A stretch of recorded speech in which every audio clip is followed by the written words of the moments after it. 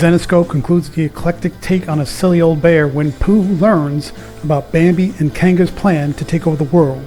But who will win in a fight to the death? We're going to talk about it right here in our review of Pooh vs. Bambi number 3 from Zenescope.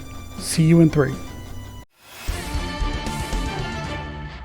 Welcome back to Comical Opinions. This is our review of Pooh vs. Bambi number 3 from Zenescope. Before we get started, let's take less than 60 seconds to recap what happened in issue number 2. Last we left Pooh and Thumper. They infiltrated Dr. Kanga's secret research compound to find Tigger, who had disappeared weeks ago. But Pooh was shocked to learn that Bambi was still alive. Dr. Kanga had used the mutant research to turn herself into a human kangaroo hybrid, and Tigger was in on Kanga's plan the whole time.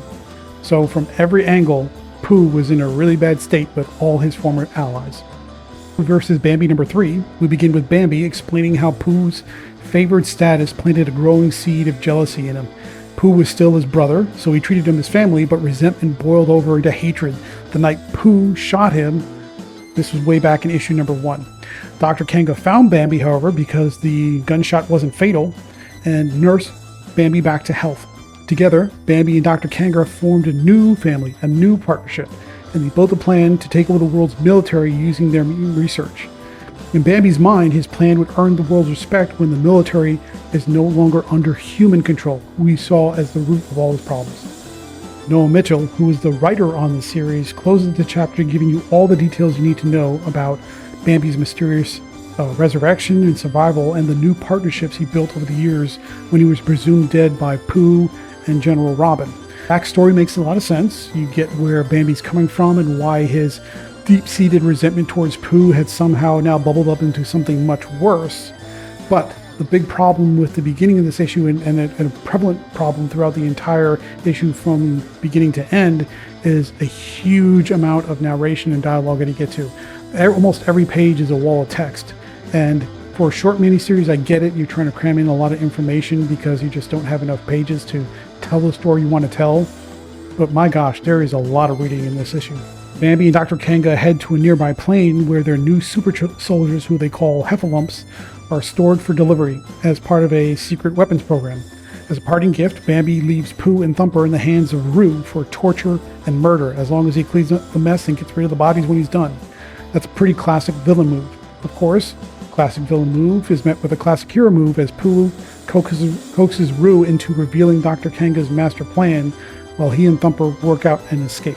Yes, leaving the heroes chained up and under the eye of a muscle-bound meathead is a pretty cliche move on the part of Noah Mitchell, but it suits the over-the-top action hero vibe of the story. It has a very 80s, 90s sort of direct-to-video action story vibe.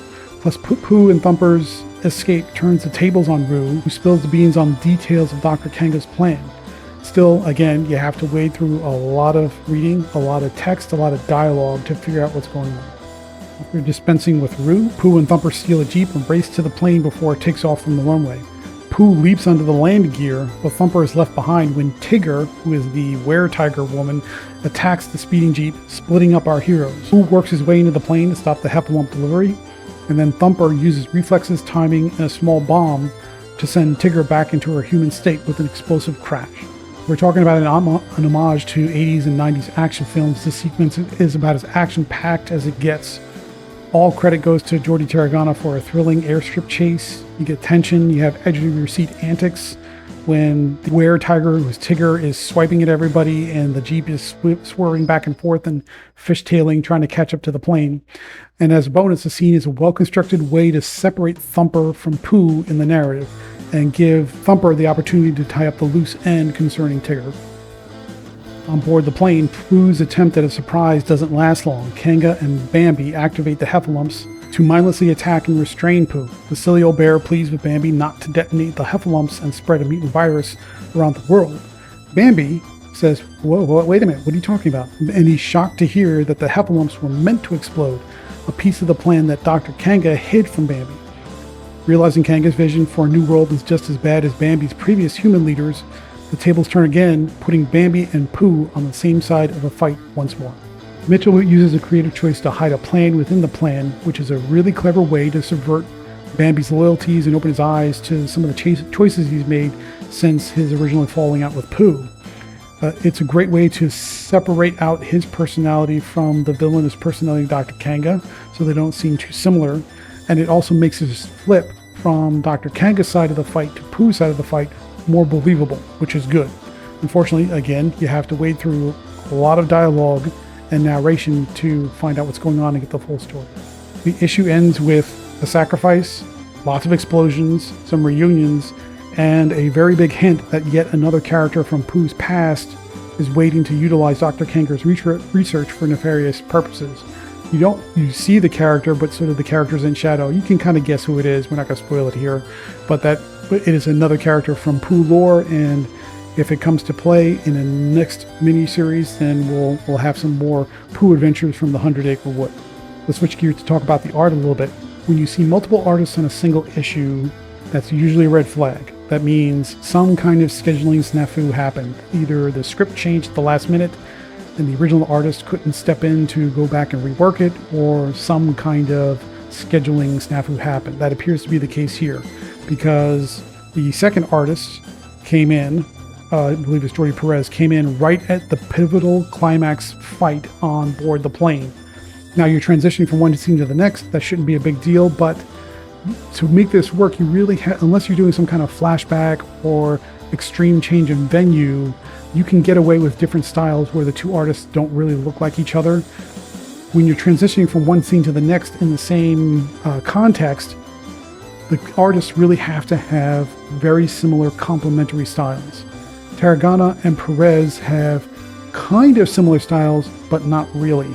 And you notice the change. And unfortunately, you notice it at exactly the wrong time, and it gives you the exact wrong impression that it's not quite the same. So what should be the big climactic battle moment in this final issue feels less, and it really detracts away from the big moment of the story, which is a bummer. Let's take a step back and look at the bigger picture. Pooh vs. Bambi #3 is Zenescope's really big first foray into utilizing public domain characters with an alternate take. This is a really alternate take, and we have to kind of take into consideration, is there going to be more of this? Are they going to do more Pooh stories? Are they going to do other public domain characters? As of this writing, the answer is we don't know. There's no formal announcement about having a part 2, even though the ending strongly suggests that there's a part 2 or a continuing story to be had. But as of right now, this is a one and done, and we'll see what the future holds. If they do more, we'll report on it here. Final thoughts. What do we think about Pooh vs. Bambi #3 from Zenescope? It's a great homage to 80s and 90s sort of action films. We get lots of bare knuckle brawling, car chases, explosions, all the good things that you would expect out of that kind of era of filmmaking and storytelling. Noah Mitchell's script has some strong character elements, which we like, and the art team's action visuals are pretty on point, so we like those pieces. However, a few of the scenes turn into walls of exposition dialogue and text, and it's a lot of reading, which goes against the very fundamental aspect of show don't tell, especially in comics.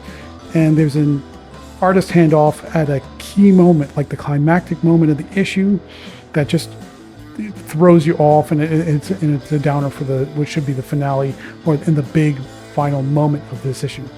Therefore, we're going to give Pooh vs. Bambi #3 from Zenescope Entertainment a 7 out of 10.